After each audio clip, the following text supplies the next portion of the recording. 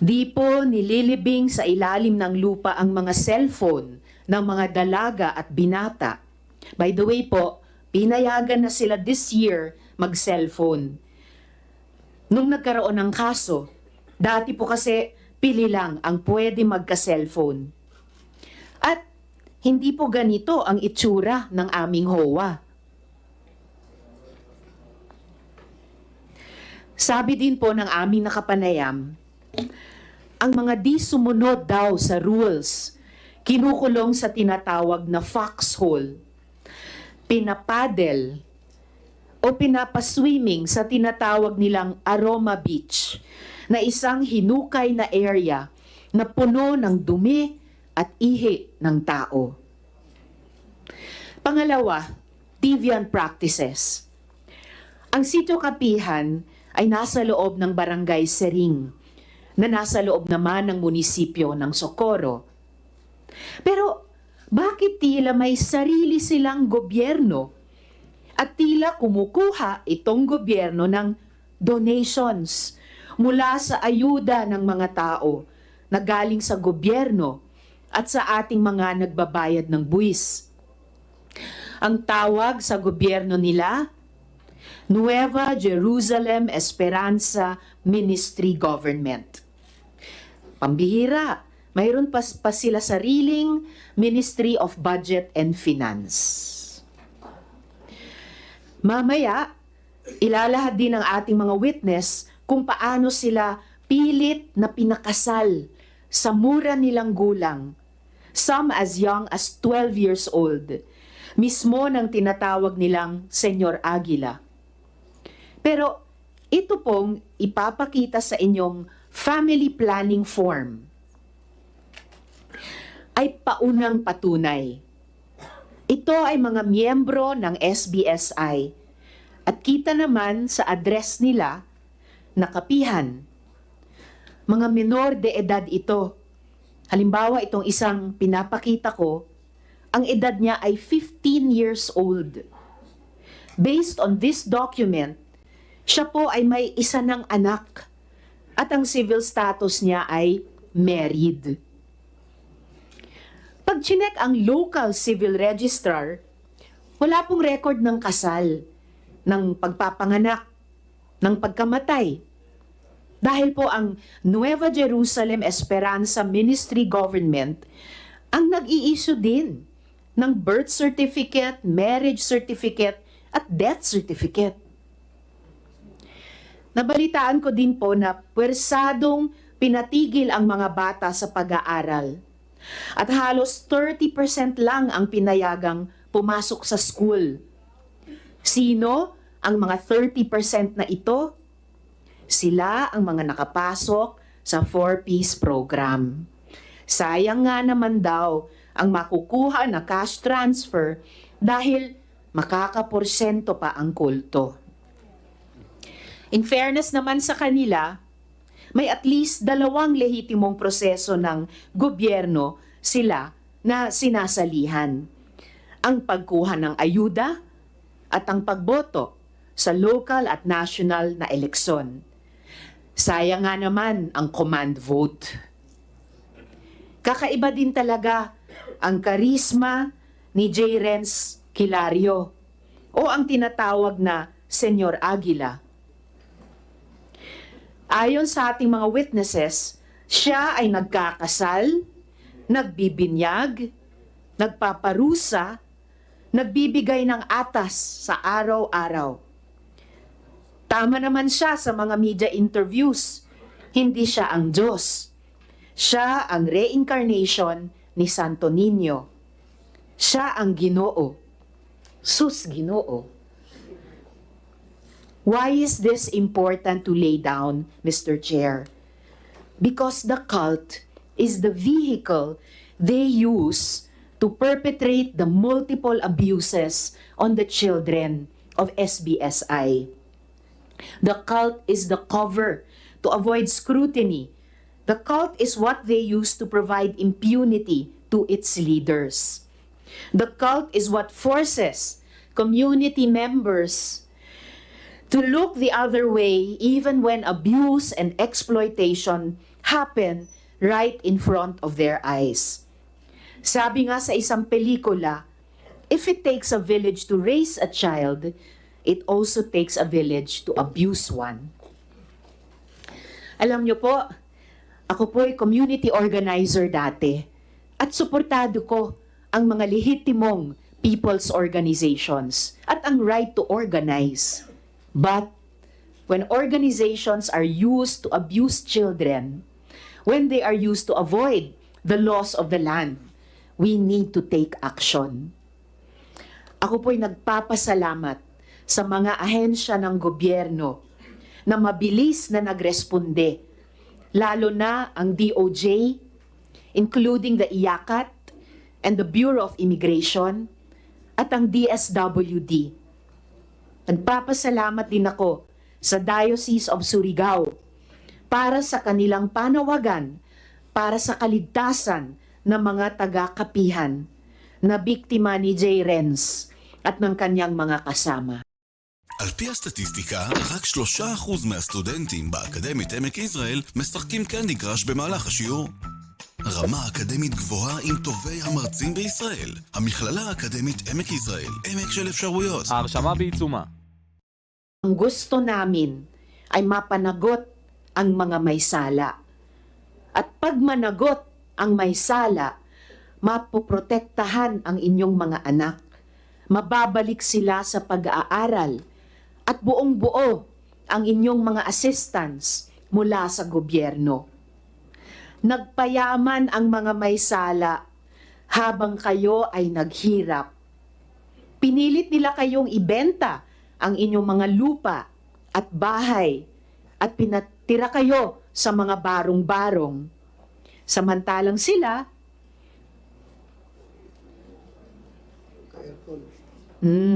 hindi nila binenta ang kanilang mga ari-arian. Saktuhon nato ang sayop. Dili mo na mo pasagdan. Salamat kaayo, Mr. Chair. Thank you, Your Honor. Senator Risa Ontiveros, before you proceed with your questioning, I would like to acknowledge the presence of Director Angelito Magno of NBI and R.D. Sally Hans Barbaso. Ikaw, R.D. sa 13, Caraga. Thank you. Thank you. Salamat. You may proceed with your questions, Senator Ontiveros. Salamat kaayo, Mr. Chair. Gusto kong tawagin yung ating mga child victim survivors. Mr. Chair, sila po ay represented by counsel. May she be allowed by the chair to enter her appearance. Siya rin po ay magsisilbing translator natin sa mga itetestigo sa atin nung mga bata. The children are also accompanied by social workers and they have parental consent to appear before this committee, Mr. Chair. Mr. Chair, if the council may be allowed to enter her appearance. Yeah, Salamat White, you have the floor. Good morning, Your Honors. Good morning, Honorable Chair. I am Attorney Ruth Restauro from the Center for Initiatives on Developmental Law. I am the Yeah, counsel but- of the... I will just cut you off for a while, ha? Yeah. I would like to make this clear. Sandali lang. Before we profound questions directed to our minor participants in this Senate inquiry, I would like to make it on record that this committee is dedicated to safeguarding the best interests and rights of our children throughout these proceedings. In collaboration with my esteemed co-chair, Senator Risa Ontiveros, we have adhered to the guidelines outlined by the Department of Social Welfare and Development concerning the involvement of children in inquiries and hearings. It is of utmost importance to us that every aspect of this inquiry prioritizes the well-being and welfare of the minors involved. Please, thank you. Please continue. Thank you, Your Honor. I am Attorney Ruth Restauro from the Center for Initiatives on Developmental Law. I am here as counsel of the 3 minor children. Thank you. Salamat kaayo, Attorney Ruth. Salamat kaayo, Mr. Chair. Gusto ko munang tawagin si Elias Jane. Jane, ikaw ay 16 years old, tama ba? 15 pa lang po ako. 15 lang. 15 years old ka, Oo Jane. po. Okay. At ikaw ba ay may asawa na? Oo po. Ilang taon ka lang nung nagkaroon ka ng asawa? 14 at yung asawa 18. 14 years old ka lang nung nagkaroon ka ng asawa. Oo. At ngayon ikaw ay 15 years old na. Oo. Ilang taon naman yung asawa mo? 18. 18 siya ngayon. 19 ngayon, yung 19 pinaris kami ngayon. 18. So nung ipakasal kayo, 18 siya. Ngayon 19 siya. Kailan kayo ikinasal? Sir, Yes, Teresa? Mr. Chair. Nung kinasal siya, yung lalaki is 18. Apo. 18 ha? Ikaw? 15. Ha? 15. 15 siya noon, Mr. Chair. Please continue. Apo. Tapos ngayon, si Elias Jane ay 15 ka ngayon? Tama ba? So 14 ka nung ikinasal, ipinakasal. Okay po. Kailan ka ikinasal, Jane? At ayun, so ikinasal ka last year at 14 years old ka noon, last year. Yung asawa mo ba ay nobyo mo muna? Hindi ko po siya kilala. Hindi mo kilala. So, paano siya yung naging asawa mo? Pinili ba siya para sa'yo? Oo, ni Senyor Aguila. Sino ang pumili ng asawa mo para sa'yo? Si Senyor Aguila. Si Senyor Aguila. Ngayon, Jane, ang sabi ni Senyor Aguila at ni Mr. Mamerto Galanida sa kanilang mga interviews, wala naman daw child marriage sa kapihan. Ma'am, pwede pong i-translate sa aming... Of course, paki-translate ang tanong ko, ang pangutana ko, Attorney Ruth. Niingon ko no si Mamerto Galanida nga walay child marriage sa kapihan. Naa. Meron, Madam Chair. Mayroon. So, hindi totoo na yung sinabi ni na Senyor Aguila at ni Mr. Galanida na wala namang child marriage. Sabi pa nila, walang seremonya. Sabi daw ni Senyor Aguila, hindi naman daw siya pare. Niingon si Senyor Aguila nga wala kuno'y seremonya, kay dili man kuno siya pare. Naa, ma'am. Meron, Madam Senator. May seremonya. Yes, Mr. Chair. Unsa man ang seremonya gihimo? Giunsa man paghimo? Paano ginawa ang seremonya? Primero, ipatawag ang mga sekretary. Ipakiangat ang microphone doon sa baba. Okay. Ipatawag ang sekretary, ipalista ang mga dagag ulitaw, ang mga budget 12 pataas, ang mga laki 18 pataas. Hinja, ipatawag ni jag mga budget laki dito sa kubo-kubo na among mo'y idang ko ana magpakasal. Dito ipalinya budget laki. Moingon si Senior Aguila nga, ikaw budget, ikaw laki kamo. Moingon si Jada, pagkahuman ana, dili kay ingnon man mi nilang Janet Ahok ug Nursely nga makasa mi og mobalibad kay Ginoo nagikuno nang ni Paris. Sinong Ahok? Ano pangalan? Janet Ahok. Ha? Janet Ahok. Janet Ahok. Merong, okay. Sige. Tapos, continue. Pagkahuman pagkahuman sa pagkaminjo na mo paulion mi kay pahibawog among nanay among ginikanan nga naminjo nami magpakuha mig ninang og ninong pagkahuman ana magsayal mi diya magdamig buwak magbaktas. Sandali sandali. Mukhang Senator Risa, hirap yung stenographer natin, hindi maka-cope up. Hinahinay lang ha, hinahinay ka lang storya, tapos attorney, please translate to Tagalog para ma-record ha. Yes, Your Honor. Sige, hinahinay lang. Sige. Okay. Please continue. Yung sinabi niya na, sabi niya na unang step daw is ipapatawag yung mga secretaries, tapos ililista kung sino ang mga single na lalaki at single na babae. Tapos ang age ng mga babae ay 12 pataas, habang sa lalaki is 18 pataas. Tapos, si Senyor Aguila, ang niya. Magpares. Oh, magpapares, sabi, ikaw, paired ka nitong isa. So, hindi daw sila pwedeng humindi dahil Diyos naman daw kasi ang nagsasabi na yun yung pares nila. And then Jane, pagkatapos ng kasal, ano yung susunod na nangyari? Ija may ipakis sa among gipares.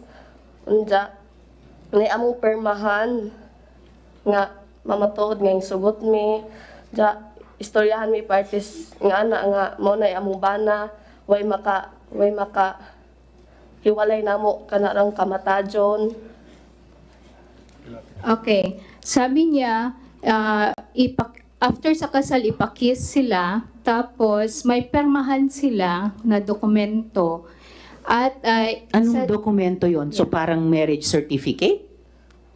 Basta kay gipasign mi adto kami ba na asawa. oo, pinapasign sila yung husband at wife ng dokumento na yon. Andali. Yes, Mr. Chair. Ang pangutana ko was seremonyas. Nakakita pag kasal sa Katoliko o sa ibang reliyon? Nakakita ka? Barong ang lalaki, ang babae, nakadamit.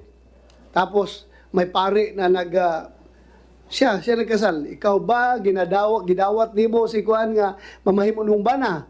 Ikaw ba na ginadawat ba nimo si Jane na mamahimong asawa? Something like that. Paghuman giunsan na paghihimo sa kasal ba? Seremonyas. Kung ma-recall mo, giunsan nga seremonyas. How did they do that?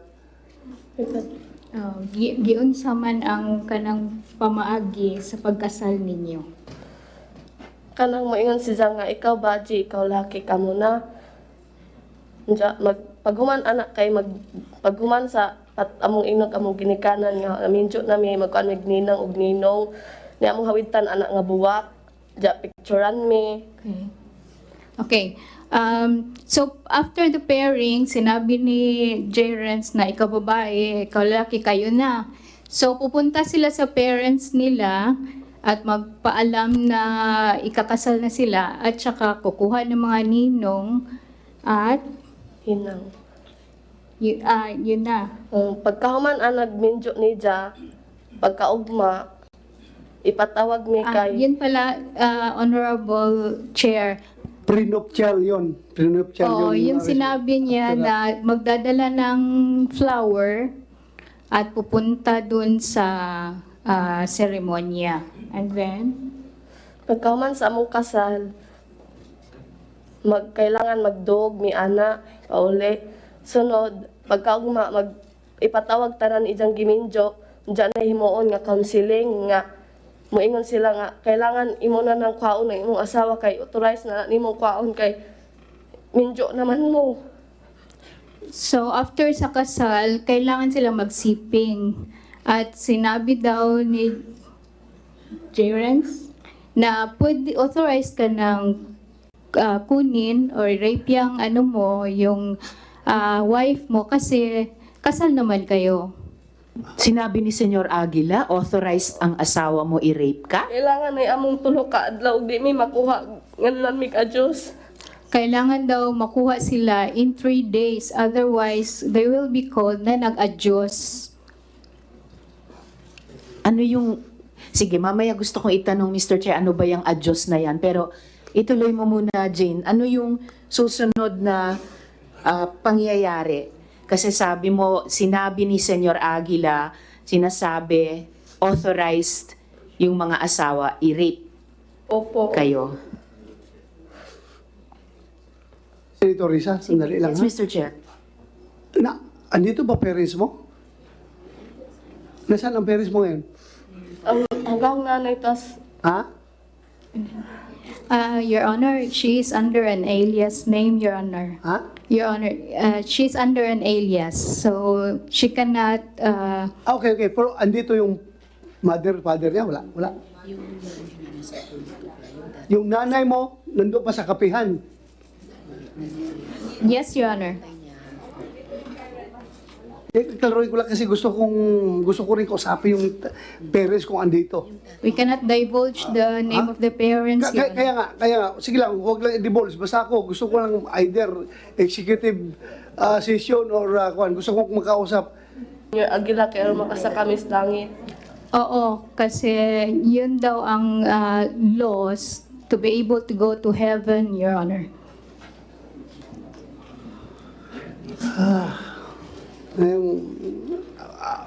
Parents mo, pumayag, ikasal ka, 14 years old. Pumayag siya. 14 years old ka, nung kinasal ka, di ba? Anong klaseng parents yun? Bahagi po yun, Mr. Chair, ng mga iniuutos ni Senyor Aguila. Please continue, Senator Risa. Salamat kaayo, Mr. Chair.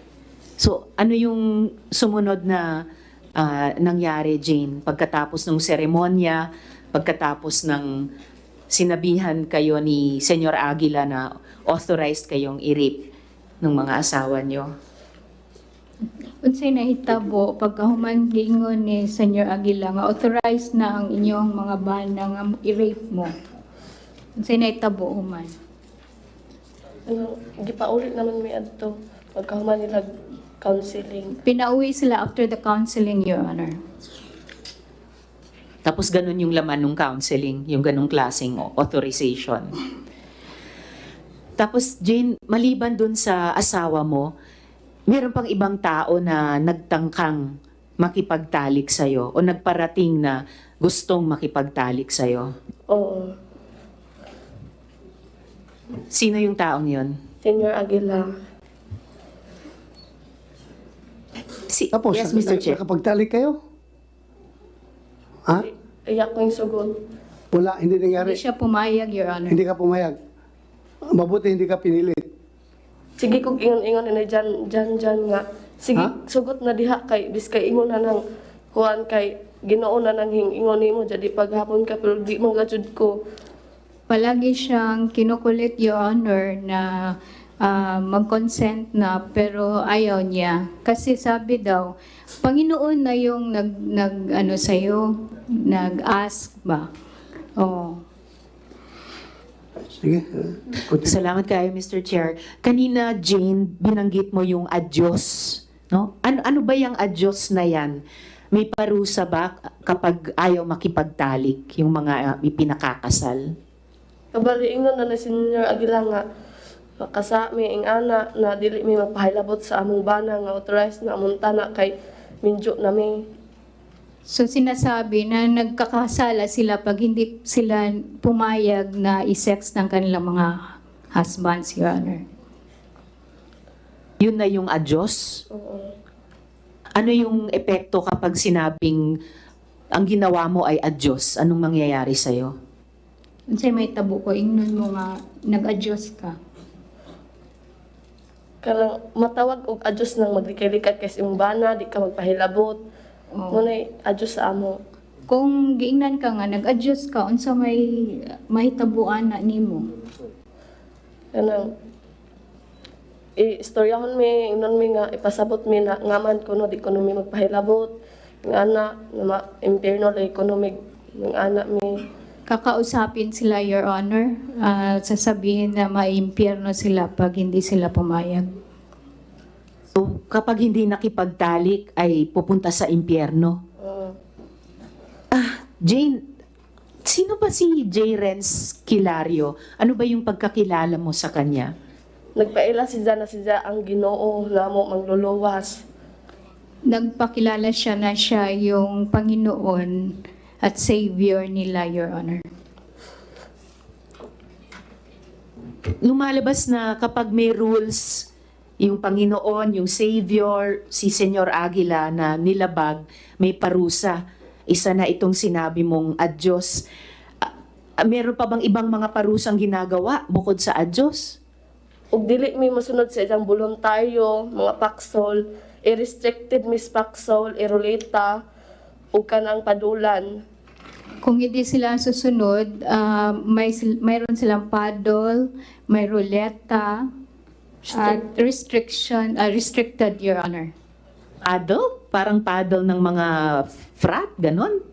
sa lubot ka ng kahoy nga kanang mura jag pusil gani nga taas Ah, rifle. parang rifle na kahoy, Your Honor, ihit sa butt ng mga bata. Nakatikim ka ng paddle? Oo. Ilang beses? Kas akatong time nga hinguli ko sa bike kay gigutom ko.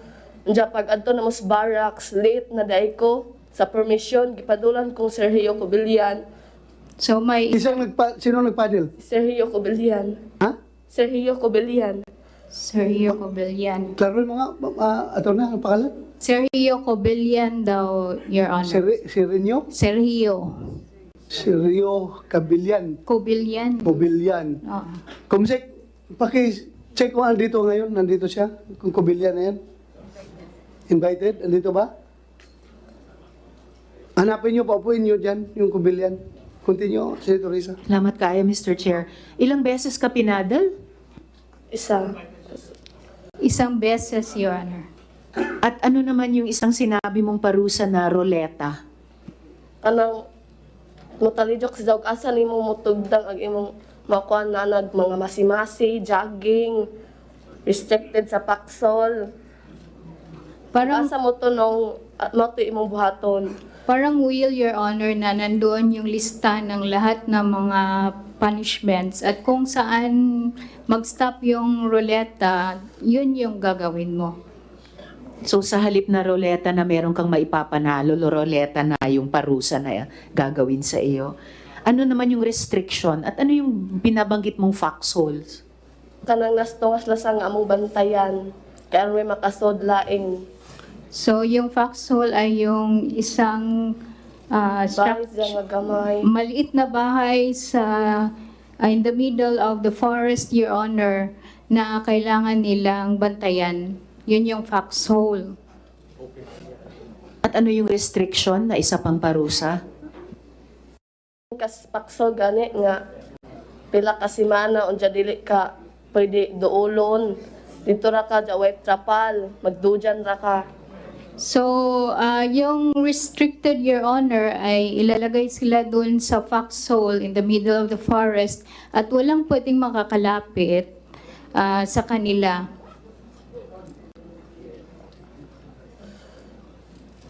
So sa kabila ng lahat ng itong mga pag-uutos, pagpipilit, pagpaparusa, Jane, nung nasa kapihan ka, nakapag-aral ka ba? Dili pwede na mo eskwela kay gibawal ni Senior Aguila kay makasa ekonomi kay siya gani kuno nga Ginoo wa magay kuno yung eskwela kami na bahinoong sumusunod ni Dia. So, bawal sa kanila ang pumunta sa eskwela, Your Honor, kasi sabi ni Senior Aguila, siya nga na Panginoon, hindi nga siya nag-aral eh. Sila pa kaya? Oh. So kung kailangan ko pang itanong, Jane, so bakit mo naisipan na tumakas? Tungod kay sa katong giminjo ko nga gipugos ra ko ug dili pwede pa eskwelahon ug kinakapuyan tungod kay na mga masimasi hakot og buhangin, graba ug mga kahoy ug dili pwede ka pagawason nila ug kanang dagag ulitaw pa ka ug para namo nga mga dagko na mga adult dili pwede sila mo gawas ug dili check attendance sila sa voluntaryo. So, lumabas siya dahil pinakasal siya, Your Honor. At saka pagod na daw siya sa dami ng kanilang ginagawa. At hindi sila allowed na mag-eskwela, Your Honor. Kahit ako, Jane, adult, napapagod din ako marinig lahat nung pinagdaanan mo. Ano pa kaya ikaw, no, na bata pa hanggang sa ngayon. At sa ngayon, Jane, kasama mo si tatay mo. Pero ang nanay mo ay nandoon pa rin hanggang ngayon sa kapihan. Giminjo jag otro ni Senior Aguila. Yung mother niya ay pinakasal sa iba, Your Honor. Doon ni Senior Aguila.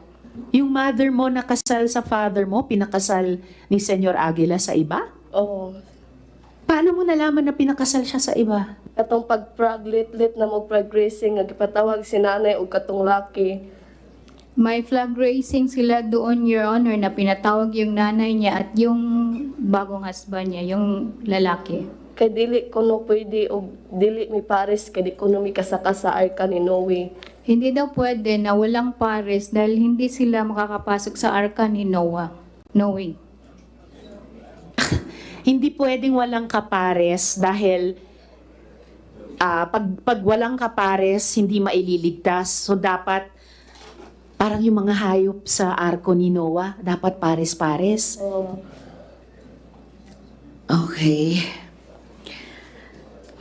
Well, dagang salamat, Jane, ha? Baka mamaya may mga tanong pa sa iyo. Pero ngayon pa lang, maraming salamat sa pagsasalita mo sa amin. Alang-alang sa sarili mo at sa ibang mga bata pa na tumakas at yung mga maraming bata pa na nando doon. Dagan salamat eh. Jane, Hindi ko ma-imagine. Jane? Yes, Mr. Chair. yung lahat, tanan gipanulti ni mo diri karon walay nagtudlo kanimo ni ana. Uya, ako Tinuod na ang ikaw ray ako mismo Ha? yung doon nila tungod kay walay nagtudlo ha?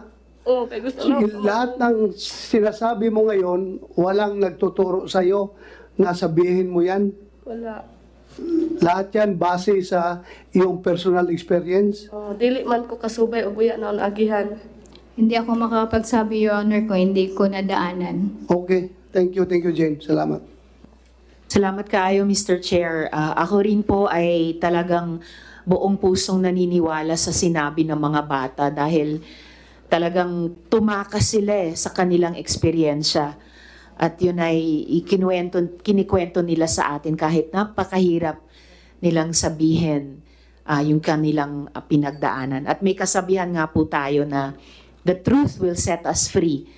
At nagpapasalamat ako sa mga bata. Namumuno sila sa atin sa ganitong gawain. Kaya maraming salamat sa inyo. Mr. Chair, let me just quickly confirm yung ilang mga puntong ito sa isa namang adult na dating miyembro ng SBSI. Gusto ko pong tanungin si Mark Berhel Gaisano. Mark, kung maaari kang lumapit. Palihog.